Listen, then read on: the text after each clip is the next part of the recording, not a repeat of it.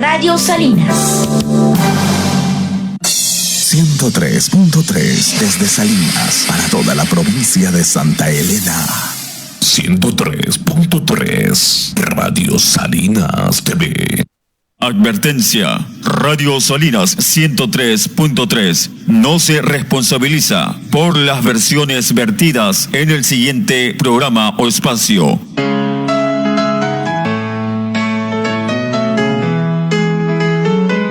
Es el mejor programa de opinión, análisis sin comparación, punto de vista en cada rincón. Lleva la comunicación. ¿Qué tal, ecuatorianos peninsulares? Muy pero muy buenas tardes. Ya nos encontramos en su programa estelar Punto de Vista. Esta tarde nos acompaña el doctor Marco Hacho López. También nos acompaña el ingeniero Carlitos Roldán. Ya está con nosotros acá. Y este servidor de ustedes, Fernando Muñoz. Hoy habíamos invitado, no sé si es que estamos en Zoom, te pasé el link Zoom ahorita, para ver si es que me puedes ayudar, por favor. Si es que tenemos a nuestro invitado, Gabriel Arroba, va a estar con nosotros haciendo un análisis. Ojalá tenga la oportunidad de conectarse, estimado Gabriel, ¿no? Ojalá se pueda conectar nuestro querido amigo Gabriel Arroba para poder hacer. ¿Estamos al aire, sí? Está al aire, ok, listo. A ver, vamos a ver si es que se puede conectar, si es que podemos. ¿No está conectado todavía? No está conectado todavía. Bueno, ya supongo que en los próximos minutos se comentará. Pero bueno, el día de ayer el pueblo ecuatoriano, en estas últimas elecciones, que ya se terminó, ya por fin, ya sabemos, ya tenemos los resultados, el pueblo ecuatoriano decidió por un mejor futuro. El pueblo ecuatoriano, por A, B o C razón, a última hora cambió su votación. Muchas provincias enteras, ¿no?, se viraron, y el pueblo ecuatoriano le ha dicho no a los delincuentes. El pueblo ecuatoriano le ha dicho no a los abusivos, a los dictadores, a los socialistas que se creen que podían llegar al poder y quedarse 20, 30 años y hacer lo mismo que han hecho en Venezuela, lo mismo que han hecho en Cuba, lo que está sucediendo ahorita en Bolivia, lo que está pasando en Nicaragua. El pueblo ecuatoriano les dijo no, categóricamente.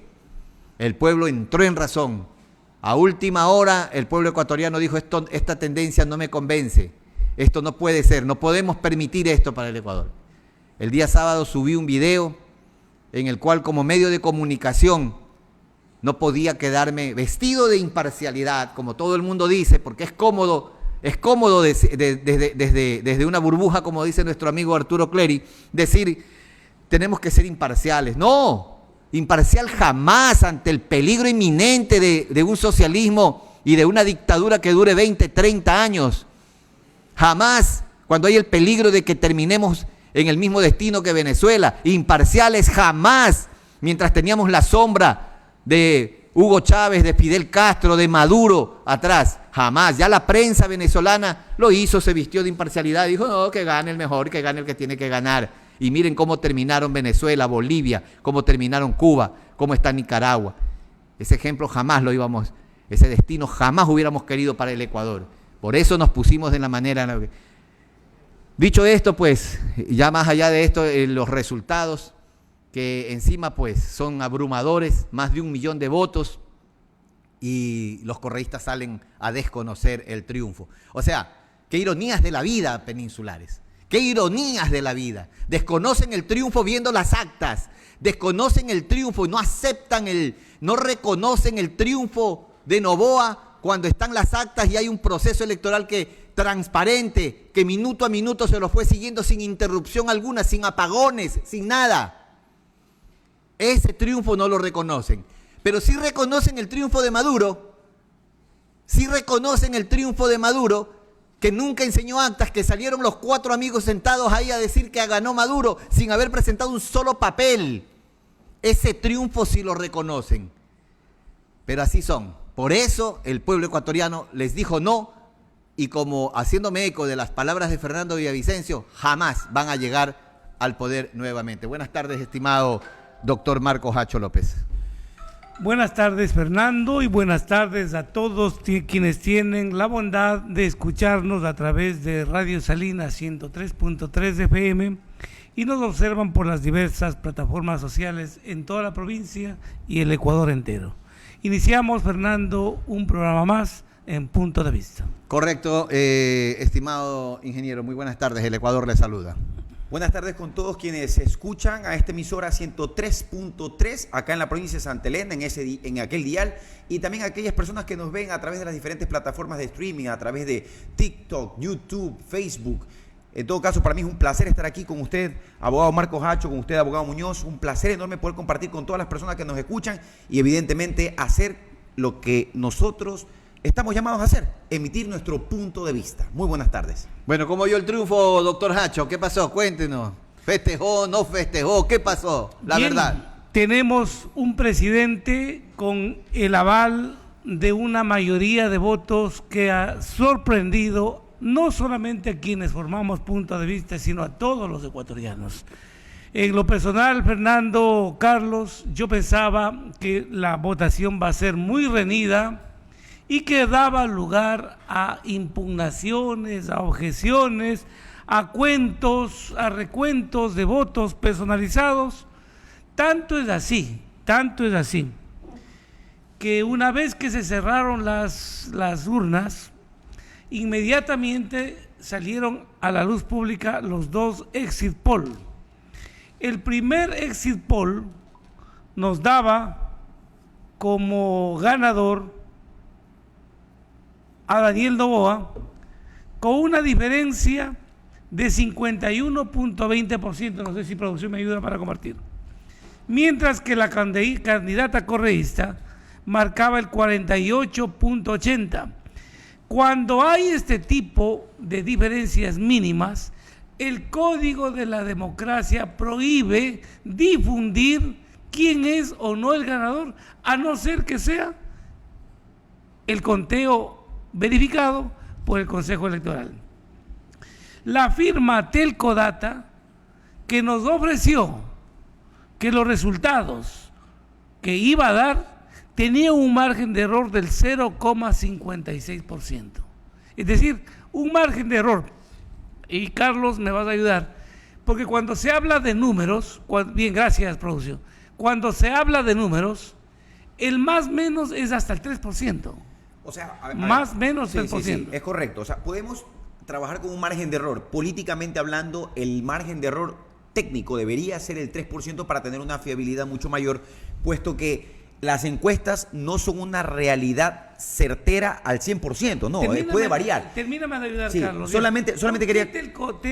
Ese es para mí es un error. Telco-Data ofreció un margen de error del 0,56%. Para mí es un error políticamente hablando coger un margen de error tan bajo, porque eso quiere decir que yo estoy encuestando, estoy considerando la opinión de una población muy amplia, pero si usted ve a través de fórmula estadística, nunca va a llegar digamos al 95% de la población. Pero es un margen de error que se presenta cuando tú presentas... es muy bajo. Mire, lo que le pasó a Correa hace varios años atrás, no sé si usted se acuerda, en una elección también que él perdió, en una consulta popular que él perdió, el margen de error ahí en cambio era del 8%.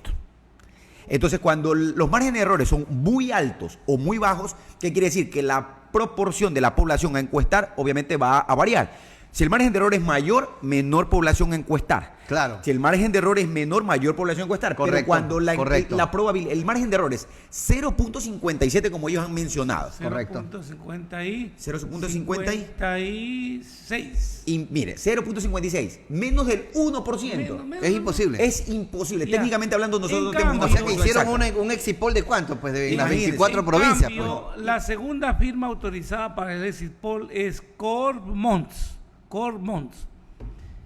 que ofreció un margen de error del 3%.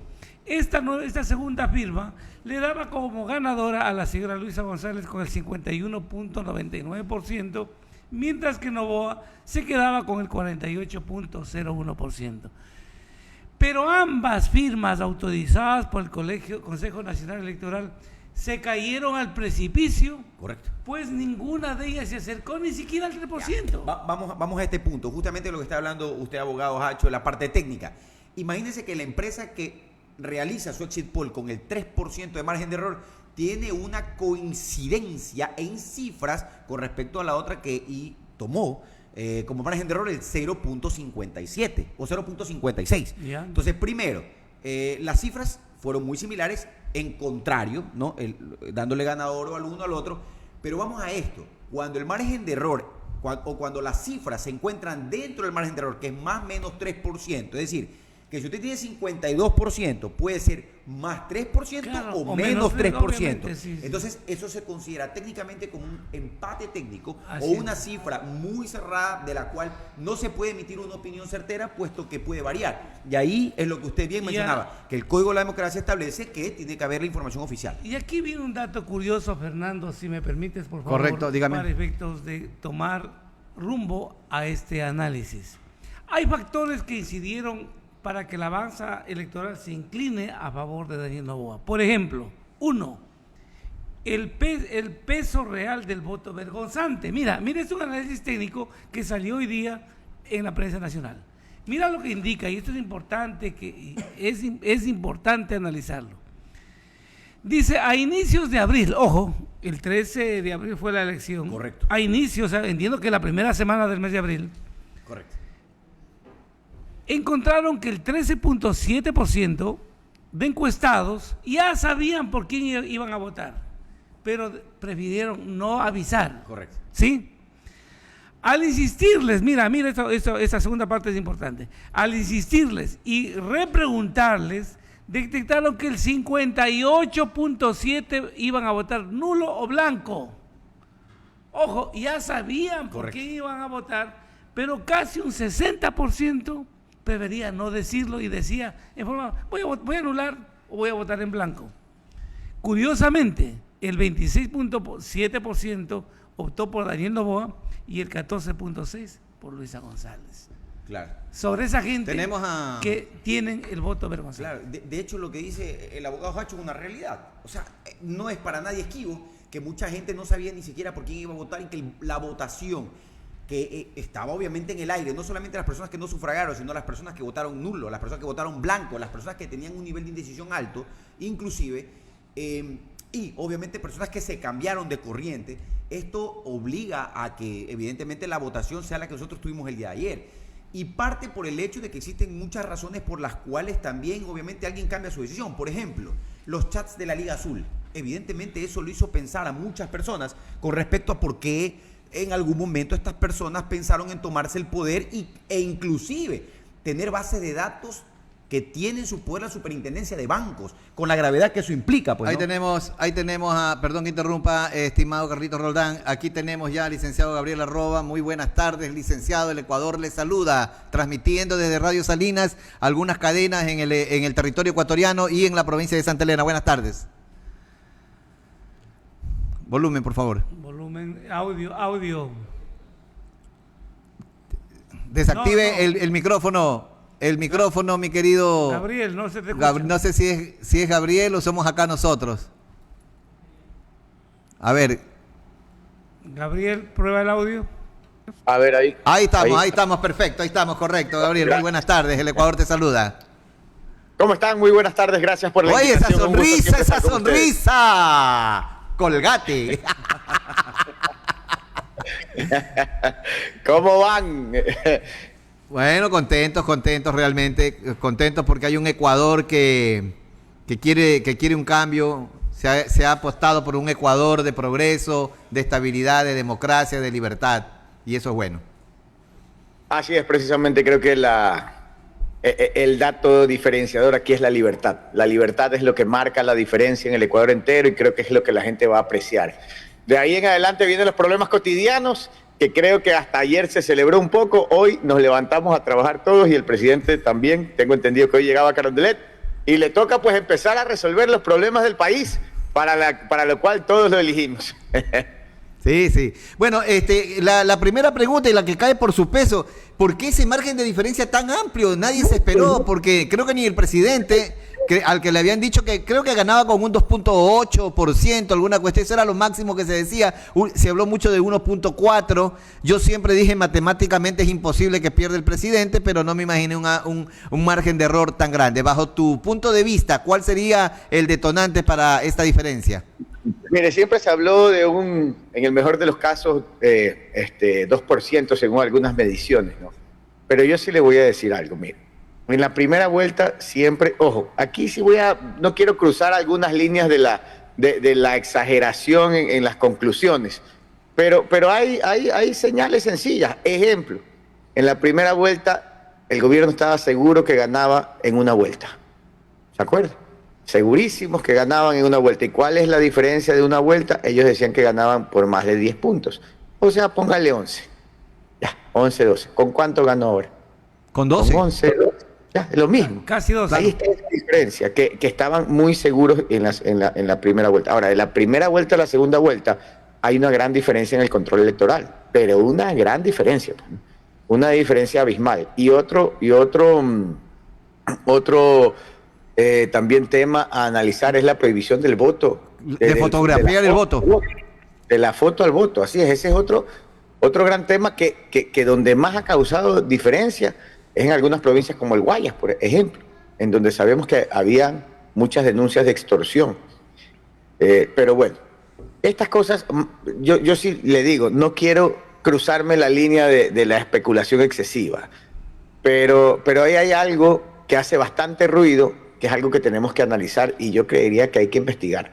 Sobre todo aquellos detenidos por haber metido más de un voto en la urna, los que metieron más de una papeleta, los que quisieron tomar foto al voto. Eso hay que investigar. ¿De dónde vienen esas cosas? Acuérdense que días antes de las elecciones hubo detenidos con papeletas falsificadas. Bueno, todo eso hay que investigar a ver si realmente existió o no existió un intento de fraude. Usted sabe que estoy hilando muy fino, pero a mí no me gusta llegar a estos excesos, digamos, en las hipótesis, ni a las teorías de la conspiración.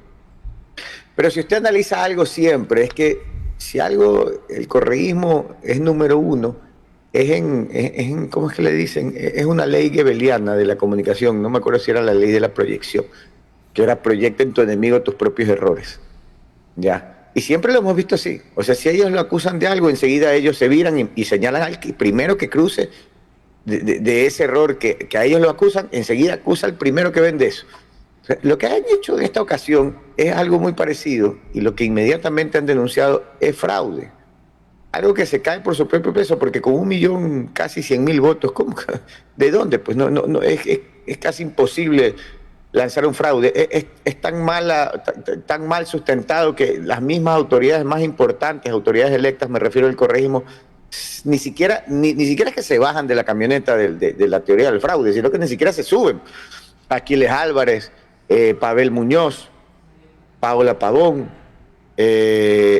Maricela Guinaga, hasta el mismo Jan Topic, que no es correísta, digamos, pero se embarcó en esa camioneta correísta al final, también es uno de los primeros en reconocer el triunfo de Daniel Noboa. Entonces, yo creo que más es una jugada un poco política para tratar de captar a su propia gente, para evitar que ese voto duro se les vaya, para tenerlos con este cuento, narrativa, esperanza, ilusión, como la quieran llamar, pero creo que por ahí va más que por una denuncia real o verdadera o porque esperen dar vuelta a los resultados, sino más bien por tratar de tener captado ese público que lo tienen ahí cautivo, digamos, ¿no? Tratar de que vivan con esa teoría de la conspiración, de que nos hicieron fraude. Yo creo que esto inclusive se puede virar, es algo que les puede explotar en la cara, porque yo creo que la mayoría de la gente en este momento está pensando, ¿y no será que en la primera vuelta, no será que en la primera vuelta hubo algo raro para que vean esos resultados? Entonces es como que se les puede comenzar a girar la tortilla, digamos, ¿no? Porque las dudas comienzan a aparecer, ¿no? Miren, que si ellos mismos a la interna están aceptando, sus principales autoridades electas por votación popular están aceptando, ya la duda se comienza a virar, ¿no? Entonces comenzamos a dudar en el sentido contrario, diría yo. Pero bueno, otra cosa que creo que ellos soñaban, yo creo que ellos soñaban con esta estrategia. A veces yo también, ya siendo tantos años comunicador y viendo tantas cosas que han pasado, ¿no? yo creo que en algún momento ellos pensaron esta estrategia, digamos, ¿no? La Posta lanza el exit poll, que lo va a validar mi amigo Topic. Y entonces los declaramos ganadores y de ahí la braviamos. Yo no sé si algún día pensaron eso, pero Topic fue el primero en desmentir estos rumores falsos que el mismo correísmo los lanzaba, de que estaban ganando en el exit poll del Telcodata. Sale el mismo Tomislav Topic a negarlo, a ponerle un falso encima, que eso fue fulminante horas antes de que termine el conteo de votos.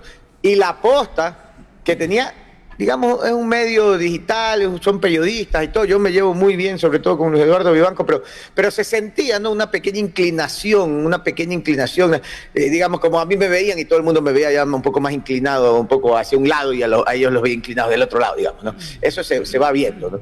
Yo creo que en algún momento ellos esperaron que la Posta se lance en esa línea, y la Posta también salió y lanzó el original de Telcodata y lo dio ganador.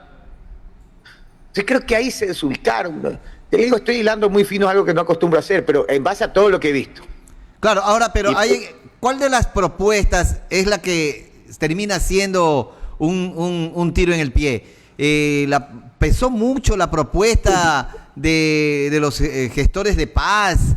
O tal vez las declaraciones de Cabezas y de Gisela Garzón. Yo creo que hubo muchos. ¿Sabe lo que les da el tiro en el pie? Es que no son propuestas, ni tampoco errores, como hoy día veía Coavisa, que hacía un análisis de los errores del correísmo, primicias también. Es que no son errores, es su forma de gobernar, es su ideología. Ellos piensan es lo que así. les sale por los poros, ¿no? Lo que yo siempre digo, se les sale por los poros. Ellos no es que se equivocaron, quizás se les salió antes de tiempo, pero ellos no se equivocaron. Esa es su forma de pensar, en su línea ideológica. Estos son mecanismos de gobierno, estos son mecanismos o herramientas económicas, estas son líneas de adoctrinamiento en algunos casos, pero esos son control, ley de comunicación para controlar la comunicación, para controlar a los medios que ellos los llaman de alguna manera prensa corrupta o medios pautados o como lo quieran llamar, pero necesitan ejercer control. La misma ley copiada la aplican a las religiones ahora para controlar hasta los sermones de una iglesia. Y ojo, no es idea de ellos tampoco. Vaya, nos viramos un poquito más, vemos Nicaragua y vemos que así funciona. Nos viramos más allá y vemos Venezuela, un poquito más acá, más cerca, y vemos, ahí está Venezuela, funciona exactamente igual. Entonces, no fue un error. Quizás el error fue haberlo dicho antes de tiempo, pero ni tanto, porque siempre lo han dicho. Esa es su forma de pensar, esa es su ideología, esas son sus herramientas, sus mecanismos de gobierno. Así son ellos. Pues no, hoy la mayoría no le gustó esa forma de gobierno y escogieron otra forma de gobierno. Permítame, tal vez, un fuerte abrazo a Gabriel, que está aquí como panelista. ¿Cómo estás, Karen? También con nosotros un fuerte abrazo, Gabriel, a la distancia. Pero permítame discrepar con usted, Gabriel, porque yo creo que sí fue un error de Revolución Ciudadana haber mencionado cosas que realmente ellos desconocen. Si fuese así, si fuese algo que sea un modelo de gobierno con el cual ellos se sentirían fuertes, lo hubiesen hecho los 10 años pasados y nunca emitieron una moneda electrónica tal cual lo iban a hacer, o lo propuso el asambleísta Cabezas, o mejor dicho, lo mencionó, hizo referencia a ella. Creo yo que es un error al meterse en un tema tan técnico que lo desconoce, y es un tema técnico que puede hacer mover balanza comercial, puede mover balanza de transferencia, puede hacer mover inclusive Ya, ese puede ser, pero exacto. ¿Qué pasa con el de los gestores de paz? No, eso también. Por eso es terrible. Exacto. Es que eso, ahí le doy la razón, en cambio, a Gabriel. Yo quiero ir separando las cosas. Ahí, en cambio, le doy la razón a Gabriel en el sentido de que, mire, el único que salió a discutir con respecto a ese tema y a decir, mira, no es como lo está pintando la gente, fue candidato a la vicepresidencia. Diego Borja. No, dice que son chicos que le van a llevar del colegio a sus niños. Exacto. Entonces, ahí sí, como dicen los muchachos ahora actualmente, se la compro a Gabriel, porque sí. Ahí yo creo que, perdón el término, pero no, mejor voy a ser cauto. Creo que no fue lo correcto. Creo que no fue lo correcto hacer referencia a un tema que desconocían su manejo en todo el país y cómo lo iban a implementar, y soltarlo tan fresco de huesos y mencionar que el presupuesto general del Estado va a ir a pagarle a personas que no saben qué diablos van a hacer. Eso, discúlpeme, terrible, pero no tiene ni pies ni cabeza. Oiga, y le cuento una cosa, Gabriel. Casi pierden en Santa Elena. Porque en Santa Elena pierden escuchen lo que le digo, pierden en La Libertad. El correísmo pierde en La Libertad. El correísmo pierde en Salinas. Y gana en el Cantón Santa Elena, que es extenso, ¿ya? Porque obviamente la alcaldía es de la Revolución Ciudadana y tuvieron mucho más acceso a trabajar y a hacer toda esta cuestión. Entonces, solo por el Cantón Santa Elena y por unos pocos votos ganan en relación a la primera vuelta. O sea, prácticamente fue un empate lo que tuvieron en Santa Elena. Y ese es otro punto importante, y solamente con esto le cedo el paso a los compañeros que se encuentran en el panel. Imagínense ustedes, en la elección pasada, Revolución Ciudadana tuvo cerca del 44%, algo así, muy similar a lo que sacó ahora. Quiere decir que no mantuvo la votación que hubo en Guayas, en El Oro, en Orellana. Claro, no la se le viraron en Esmeraldas. Imagínense, entonces eso quiere decir que el trabajo de retención de votos en esos lugares no estuvo, digámoslo así, con la planificación que ellos tenían establecida a lo mejor, y fuera de eso quiere decir que muchas de las otras corrientes políticas no ven a la Revolución Ciudadana como una corriente a la cual sumarse, porque quiere decir que la gran mayoría de gente, imagínense, ISA apoyando en la sierra no ganaron tampoco. Desapareció ISA, doctor Hacho, desapareció ISA. ¿Qué le parece? Claro. Hola. Oye, Isa es el gran perdedor de estas elecciones. Con Anita Galarza, diría yo también, porque con Anita Galarza... Y con Jan Topic, que se subió al último.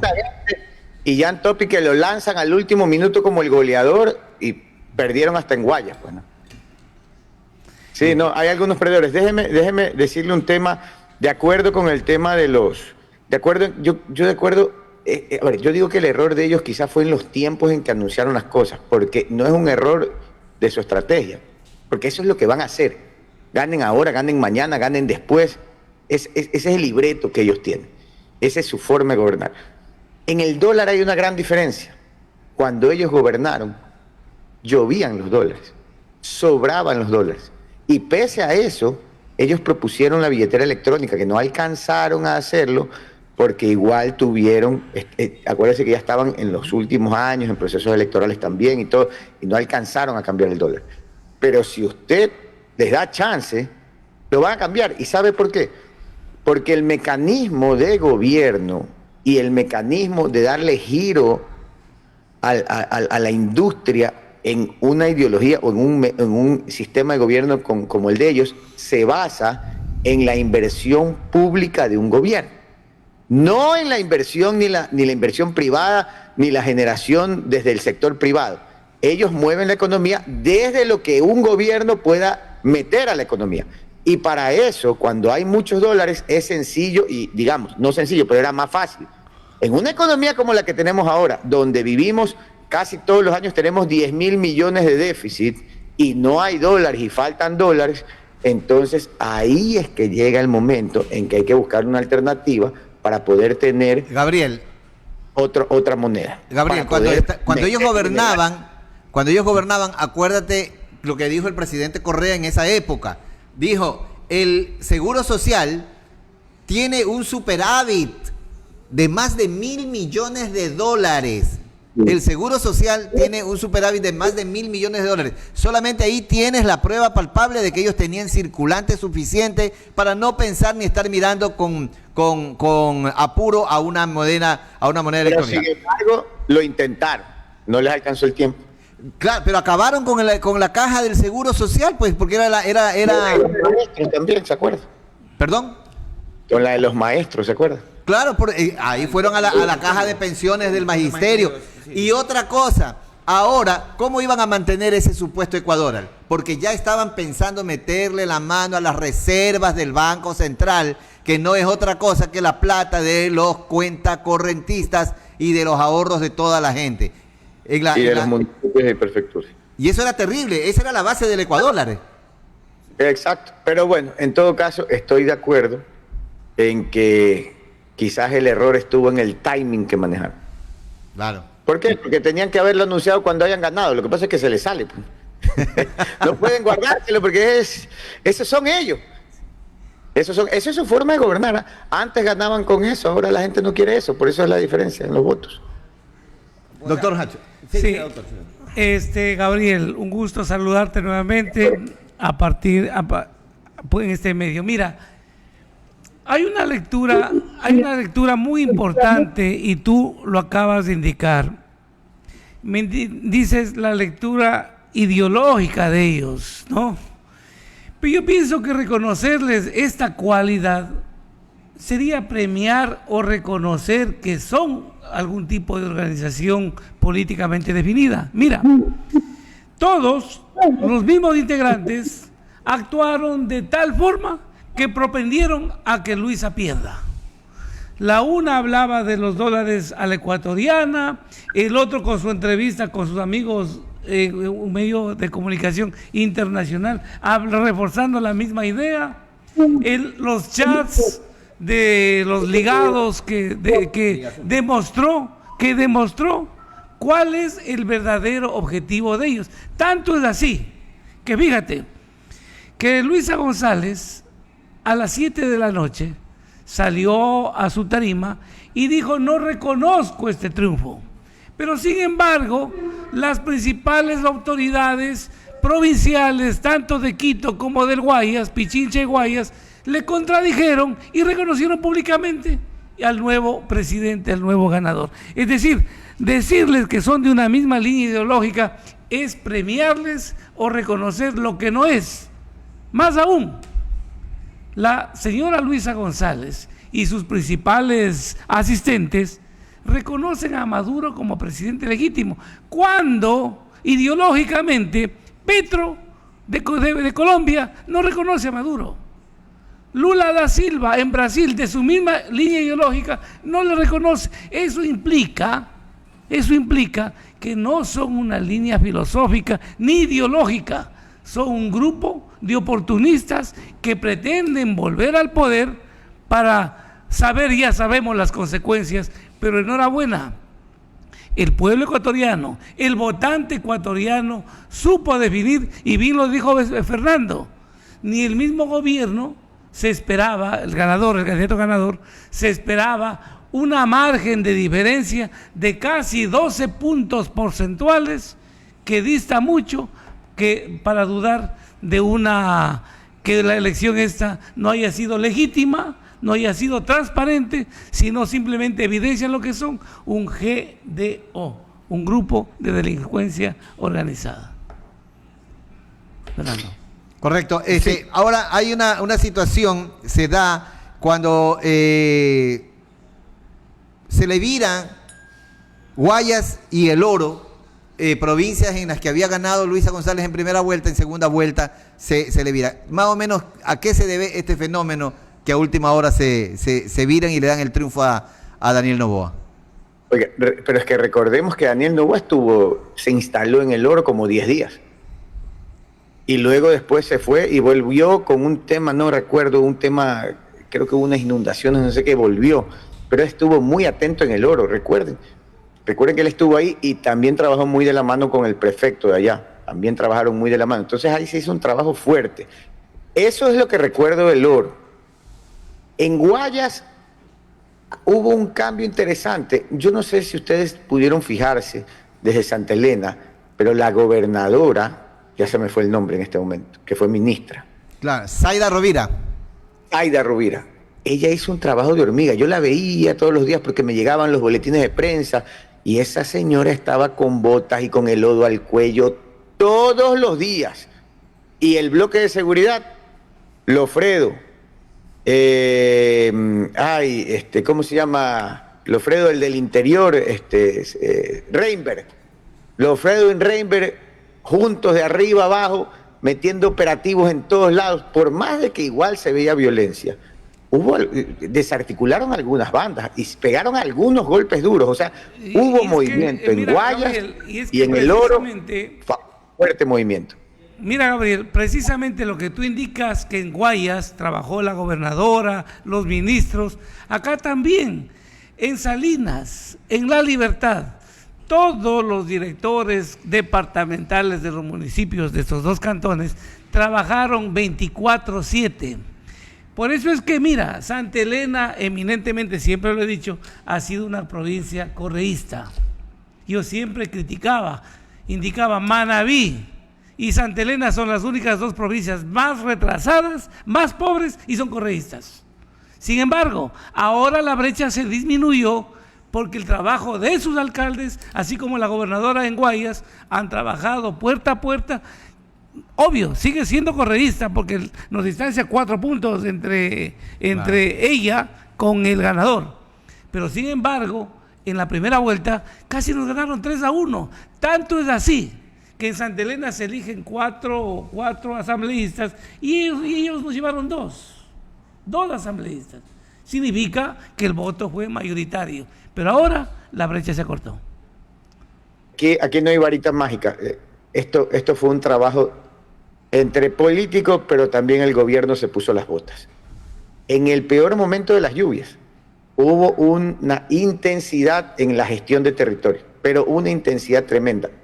Usted veía en las noticias y en las cadenas nacionales y en los boletines de prensa que nos llegan como periodistas, un tremendo movimiento de las autoridades en territorio. Yo le digo una cosa, cuando yo recuerdo después del paro de octubre del 2019, yo era ministro de Comunicación y nosotros andábamos por el 8% de... Cuando yo llegué al puesto, el presidente Lenín Moreno estaba en el 8% de popularidad.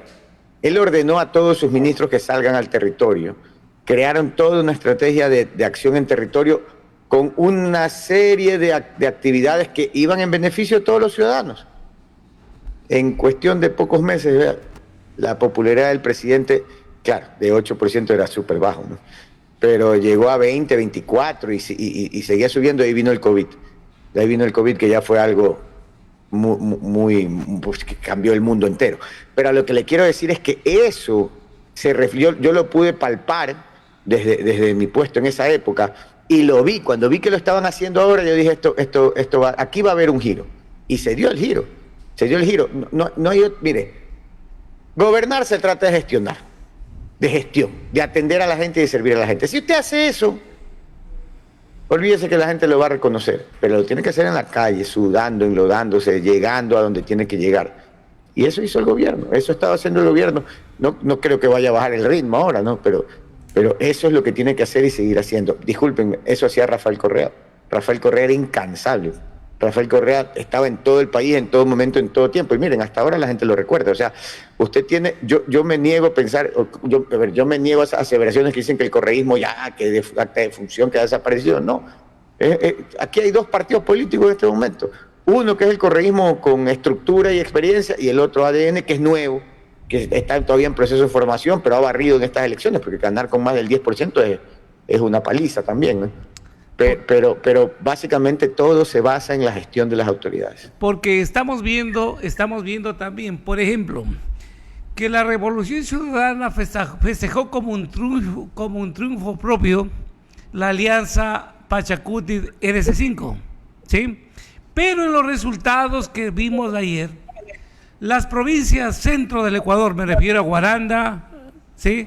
Me refiero a Chimborazo, me refiero a Tungurahua y Cotopaxi, que son las provincias donde más asentamientos de indígenas hay. ¿Qué pasa con estas provincias? Ganaron 3-1. 3-1. 3-1. Ojo, Jean Topic se unió con Luisa González. En Guayas no es que recuperó, conquistó Guayas Daniel Noboa. No recuperó, porque recuperar es cuando la provincia es mía, la perdí. Primera vez gana Daniel Noboa en el Guayas. ¿Por qué? Porque el voto es repelente, pues, de estos señores oportunistas que piensan que uniéndose a la posible ganadora por la izquierda o por la derecha iban a ganar presencia. ¿Por qué les dijo a ellas? Te doy un ministerio si me apoyas. Las otras señoras de Tungurahua, Anita Galaza, vio esa oportunidad, también se subió al carro. Y mira la gente lo que hizo, votar en contra, no en contra de Luisa, sino en contra de quienes le apoyan a ella. O sea, yo considero que más allá de los aciertos, que definitivamente, como lo dice Gabriel, y creo que todos reconocemos aquí, que el gobierno nacional tuvo que tener gente que haga trabajo de territorio para tener aciertos, pero también le sumó mucho a ellos los desaciertos de parte del correísmo, definitivamente que sí. Los desaciertos por parte de ellos mismos, porque lo de la Liga Azul no hay que ocultarlo, eso es evidente. Esos chats que se vincularon con diferentes actores políticos, inclusive personas que ostentan cargos públicos en la actualidad, eso es totalmente nocivo. Adicionalmente a todo eso, los problemas internos que estaban existiendo, fuera de eso, todos los problemas que han existido a nivel de corrupción, todo lo que pasó con Glass, o sea, y aquí mismo lo hemos conversado en algunas otras ocasiones. Algo que el gobierno actual está haciendo muy bien, el gobierno de Daniel Noboa, es justamente capitalizar políticamente toda la estrategia de comunicación que ellos tienen. O sea, los errores de los otros los aprovechan y los aciertos de ellos también los potencian. Entonces, definitivamente están teniendo muchos aciertos por parte de ellos, pero también capitalizaron por parte de los desaciertos de los otros actores políticos. Y algo justamente que bien mencionaba el abogado Hacho aquí, no es contraproducente cuando un actor político se suma al final de la campaña, porque en lugar de sumar, de ver que hay una corriente firme, que hay una estrategia política o que hay ideologías, exacto, lo que hacen es simplemente dejar a la gente más en duda. Entonces, a lo mejor vamos a poner un ejemplo, yo lo apoyaba al abogado Marcos Hacho cuando él estaba como candidato, pero si él ahora se alía a X personas, a lo mejor yo no voy a apoyar esa corriente política. Y en algún momento eso es lo que va a pasar. La gente, en lugar de apoyar, va a retractarse. La verdad es que a mí sí me sorprendió que... Punto de vista. Que el caso, sí, estoy de acuerdo, porque el gobierno supo capitalizar muy bien los errores de la RC5. Es más, recuerde que muchos analistas lo que decían es que esta segunda vuelta era de quien se la llevaba y que cometía menos errores. Y así fue. Exacto. Y se pudo capitalizar bien los errores. Pero sí sorprende, ¿no? O sea, estos recambios en el equipo, ¿no? Cambio en el equipo y llamaron los refuerzos y todos los refuerzos que llegaron no sumaron, pues. No sumaron, porque Sierra Centro la perdieron. Les hago una pregunta a todos los que están aquí en el panel. El presidente de la República, por efecto de gobernabilidad, va a tener que sumar a diferentes actores políticos y diferentes corrientes también. Ya, a eso iba. ¿Usted cree que eso sí vaya a ser ADN? Gabriel, si vaya a ser presidente? Si ya tenía 70 asambleístas, ahora vamos a ver cuántos más se le suman. ¿Cuántos más se le van a sumar? Pero fuera de la asamblea, que tenemos dos factores importantes para que exista gobernabilidad. Una es la Asamblea Nacional, para que existan las normas adecuadas. Pero el otro también es el territorio, con miras incluso al 2027 a capitalizar obviamente los GATS. Pero no solamente las elecciones, sino a sumar a gente que definitivamente pueda hacer gobierno, patria y legitimidad en la toma de decisiones. Voy al equipo. Lo que dice Fernando es cierto. Vamos a ver ahora con los 64 asambleístas cuántos se suman. Sí, ya tiene 70, pero ya vamos tiene. Al equipo. Mira, en fútbol, que yo no sé mayor cosa de aquello, equipo ganador se conserva. ¿Sí o no, Gabriel? El equipo que viene triunfando es el que sale a la cancha. ¿Será que el gobierno va a salir a la cancha en este nuevo periodo a partir del 24 de mayo con el mismo equipo de ministros? ¿O habrá un cambio? Porque hay ciertos ministros que son cuestionados en muchos aspectos. No, yo creo que definitivamente van a haber cambios en los ministerios. Yo creería que ya después de esta victoria, el que gane las elecciones iba a ser mayoría en menos de 3 días. Así que ya ahorita ganando ADN, muchos independientes van a ir a buscarlos y yo creo que... Es correcto. Yo creo que sobre el 90% de probabilidades que ya tenga, inclusive al día de hoy, a lo mejor ya tiene armada su mayoría total en la Asamblea el presidente de la República. Estoy seguro que está buscando algunos perfiles para hacer ciertos cambios en su equipo de ministros, pero aquí sí me voy al otro tema que lo tocó Carlos. Hoy es lunes, ¿no? Hoy empezó la campaña de alcaldes y prefecturas. Hoy empezaron las seccionales. Así que le apuesto que ahorita cada movimiento se está pensando en base a capitalizar las seccionales. Por acá hay unos que se sumaron a Luisa González a última hora y no sé qué van a hacer porque ya... Ahora, la pregunta que cae por su peso luego de estas elecciones y de este margen tan grande. Le pregunto, Gabriel Arroba, ¿es el fin del correísmo? No, ¿qué va a ser? No, para nada. Venimos cantando la muerte del correísmo desde las últimas 3 elecciones y ahí siguen siendo, casi son ahora la primera fuerza política. Pero bueno, ahorita, pero hay que ver la constituyente. Pero yo le digo una cosa, cada campaña son $50 millones, $70 millones que se gastan. 60 millones costó la última consulta popular. No, para el correísmo, para la campaña electoral, para mantener una campaña electoral. ¿La constituyente para cuándo? En la propuesta yo no sé cuánto gastarán, pero lo que veo es que nunca le falta plata. ¿Perdón? No sé cuánto gastará la Revolución Ciudadana en campañas electorales, pero lo que sí veo es que nunca les ha faltado plata para una campaña. No sé cuánto gastarán. Es verdad. Les ha faltado. Son una fuente de hacer dinero al momento de las campañas electorales. Nadie sabe de dónde sale la plata. No sé si Correa tenga tanto dinero para mantener. Ya van con estas 4 campañas electorales que pierde. Y si le ponemos bajito, solamente a $60 millones por campaña, estamos hablando de $240 millones. Ahí nomás.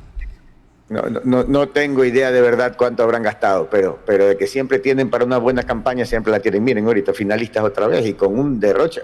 Usted ponía YouTube y no se podía ni ver YouTube. Estaban en todos lados y eso es lo más barato. Vaya a ver los eventos en territorio, las caravanas y todo, y ahí se veía que no se veía pobreza. Pues lo que menos se veía era pobreza en esas campañas. Pero bueno, en todo caso no creo que hay que declarar la muerte de ningún partido político, peor del Revolución Ciudadana. Ellos en esto, miren lo que dijo Alondra Santiago, lo dijo ayer, y eso revela mucho de cómo piensan, ¿no? Miren lo que dijo, vamos a ver si Daniel Noboa termina su periodo de 4 años. Eso lo dijo ayer. Entonces usted ya ve cómo ya están deseando el mal.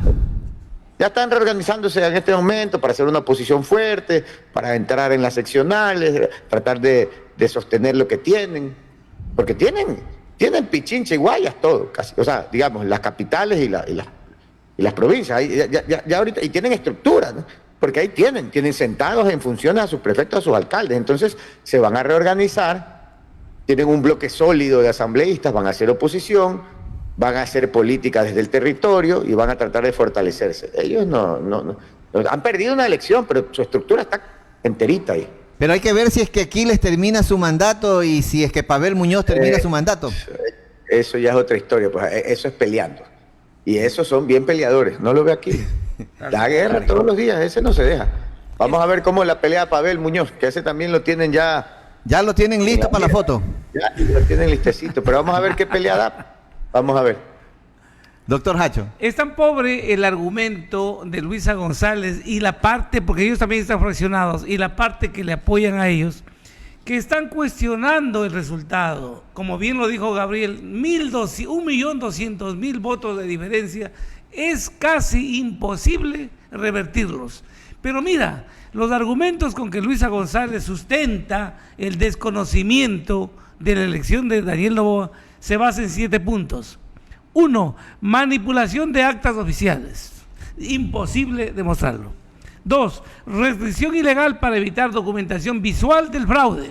Se refieren a las fotografías al momento de votar. 3. Declaraciones públicas del CNE para influir en la percepción pública.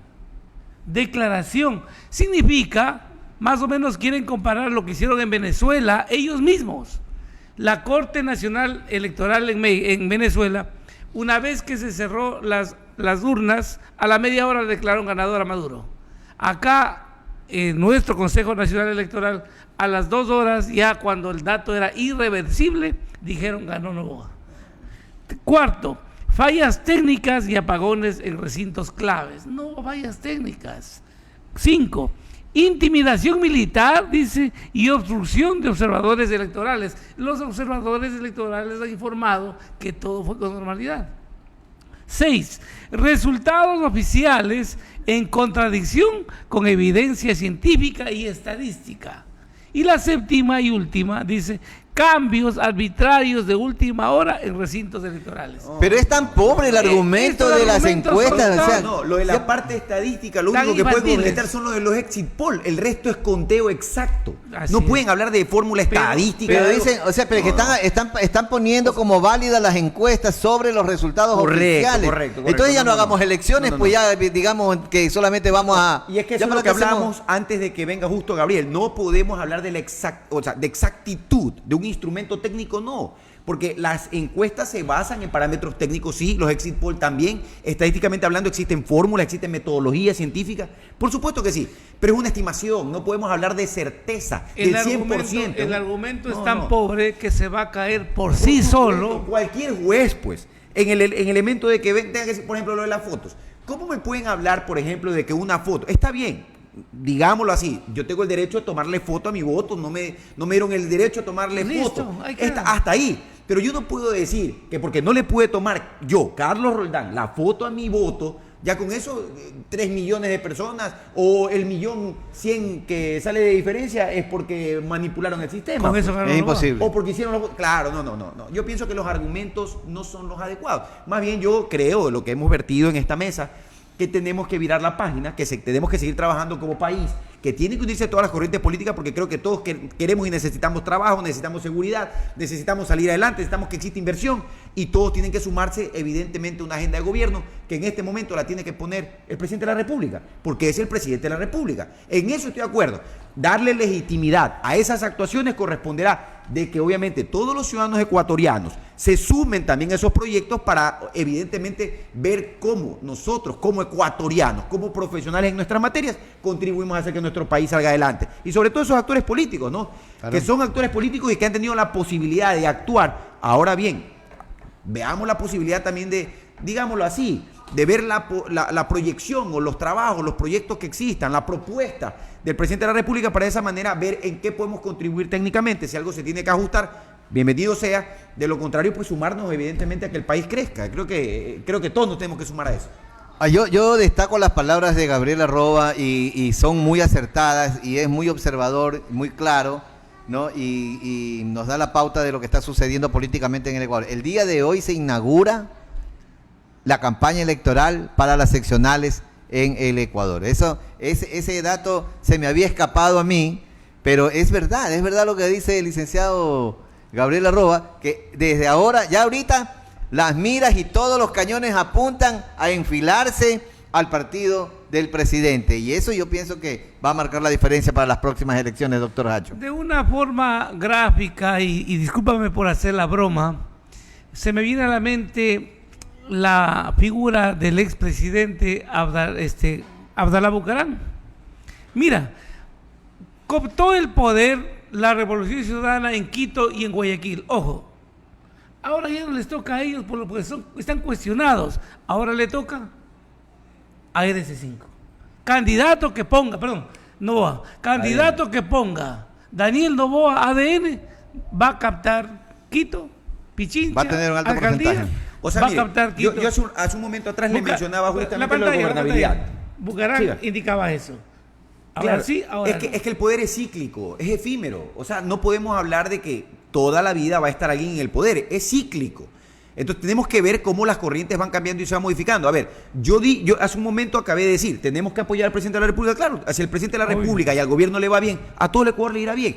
Pero yo a lo que me voy es a lo siguiente, cada cual tiene su propio criterio y su propia apreciación. Si hay algo que se tiene que ajustar, evidentemente lo tenemos que ajustar. Yo no voy a apoyar algo que no es lo correcto. Técnicamente hablando, no lo voy a hacer. Sin embargo, si yo en algo puedo, digamos que existe una corriente en la cual se puede apoyar, algo se puede ajustar, bienvenido sea. Es hacia allá cuando el quien ostenta hoy el poder, que tiene la posibilidad de actuar, dejémoslo que actúe, pues. Démosle un tiempo prudencial para que él presente su planificación, haya mesas técnicas, haya trabajo técnico y de territorio, y sobre eso, si él ya no hace el trabajo técnico, ahí sí, obviamente, como ciudadanos, como técnicos, como profesionales, tendremos que decir que está mal. Pero demos la posibilidad de que él pueda actuar. A eso es lo que yo me sumo como técnico, como profesional.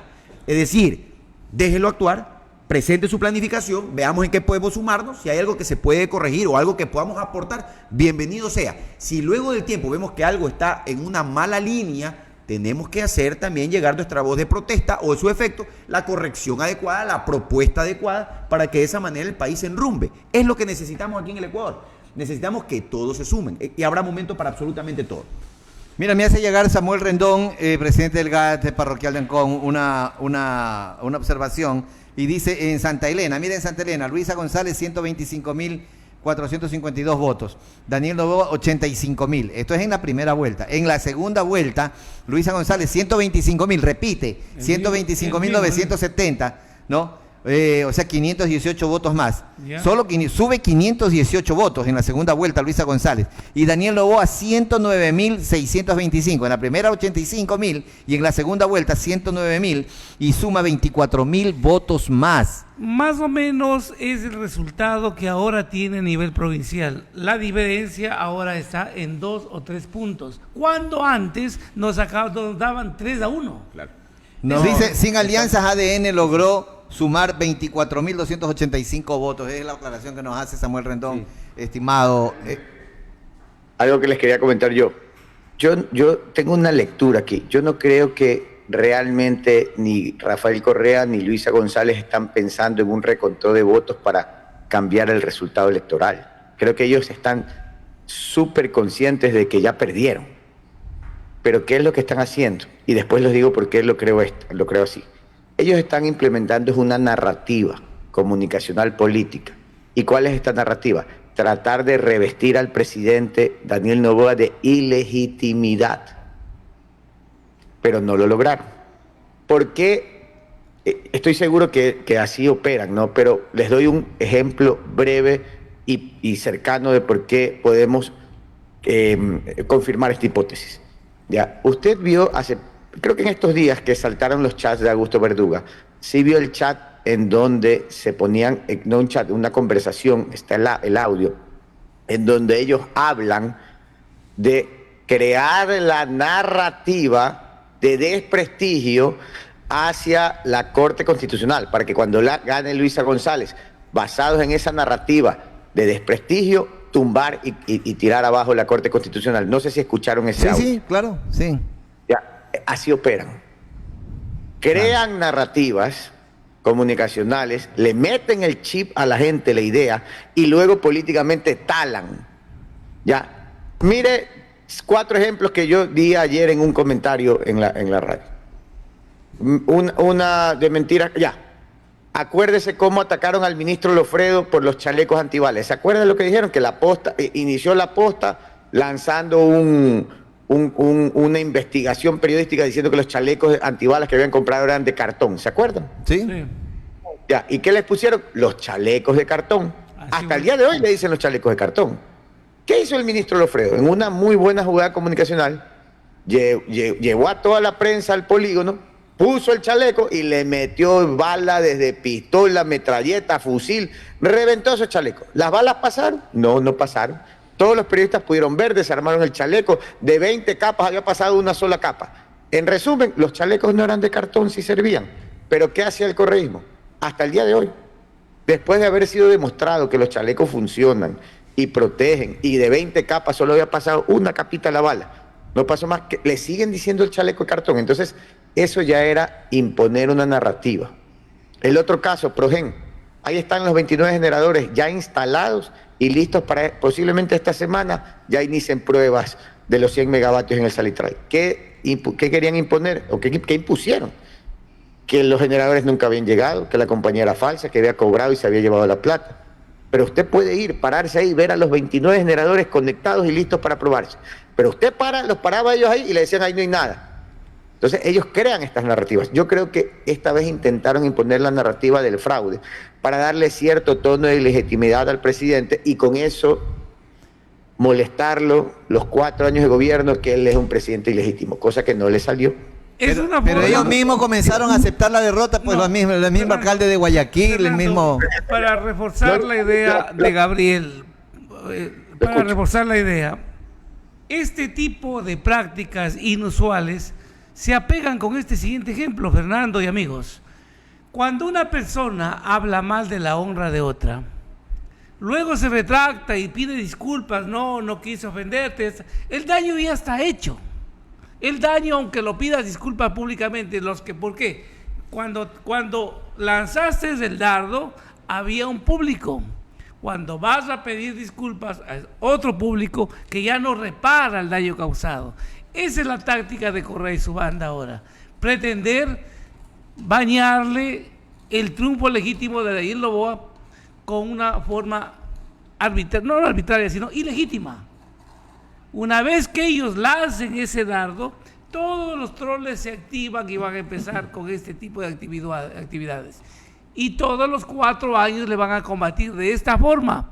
Para de aquí, cuando vengan las siguientes elecciones, digan no, estamos enfrentando un gobierno ilegítimo. Esa es la táctica que empiezan a hacerlo. Nos estamos yendo. Así es. Pero no le salió la jugada. Claro, mira, hasta competición internacional, porque la presidenta mexicana se embarcó en la jugada. Pienso que a estas alturas del partido ya esa estrategia, si es que la tenían montada o si la pensaron en algún momento, ya no tiene efecto. Más bien lo que pienso yo es que hay que trabajar como pensando, ¿no?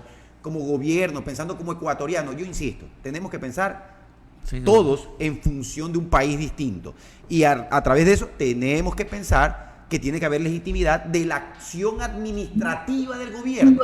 Y para eso, dos vertientes. Una, la Asamblea Nacional, y la segunda, los GATS, que son los seccionales. Desde las juntas parroquiales, municipios, prefecturas, para que de esa manera todo el accionar administrativo esté vinculado hacia el gobierno nacional.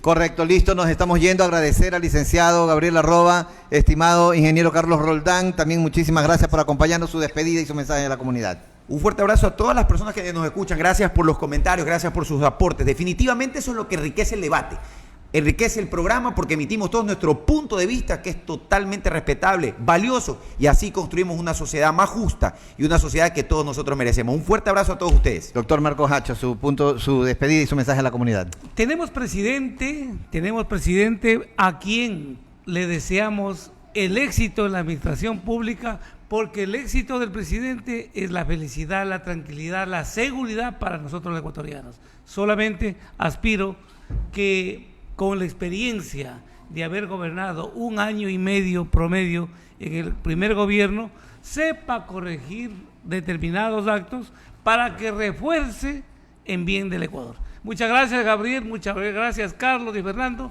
Estaremos aquí en la próxima oportunidad. Gabriel, agradecido como el que más por la oportunidad de conversar. Siempre es interesante conversar con el licenciado Gabriel Arroba. Muchísimas gracias por haber aceptado la invitación, su mensaje a la comunidad y su despedida. No, muchas gracias por la invitación. La verdad es que yo hablo todos los días en la radio, pero siempre conversar de estos temas es apasionante. Oiga, ya los que tenemos la comunicación y el periodismo en la sangre, el bichito de la radio, le digo yo, es una vez que pica no se va. Pero la próxima sí, cuando esté por salidas los llamo, a ver si me quedo allá una semana ya. Viene acá, viene aquí y hace operación desde aquí, desde la radio, para que conozcan las instalaciones también. Y después del programa abrimos una de whisky y arreglamos el mundo al tercer vaso. Me anoto. Estamos anotados. Listo, muchísimas gracias. Nos estamos despidiendo, peninsulares. Gracias por habernos acompañado, sin duda alguna. El Ecuador ayer decidió. El Ecuador ayer le apostó por la libertad y por la democracia. Vamos a ver qué es lo que pasa en estos 4 años. Definitivamente tenemos una esperanza, definitivamente hay una luz al final del túnel para salir del momento tan difícil en el que estamos viviendo.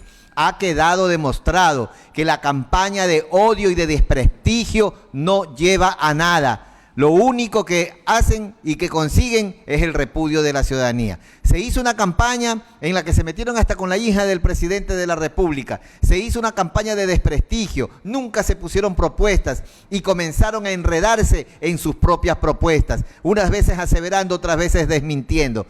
Esa es la campaña de odio y de desprestigio que el Ecuador le dijo no. Ahora a mirar hacia adelante, ahora a mirar hacia el futuro, ahora a mirar y a trabajar por un nuevo Ecuador, por este Ecuador soberano, por este Ecuador que desde siempre viva la patria, como decía Jaime Roldós Aguilera. Viva la patria, viva el Ecuador y adelante, ecuatorianos, porque tenemos mucho que dar. Es un día feliz, es un día de alegría. Así que estamos contentos y nos vamos felices. Un abrazo para Gabriel Arroba y para Vicente Arrobadito, que ayer tuvieron una jornada increíble de comunicación informando al Ecuador. Un abrazo, peninsulares, nos vemos el día de mañana. Es el mejor programa de opinión, análisis sin comparación, punto de vista en cada rincón. Lleva la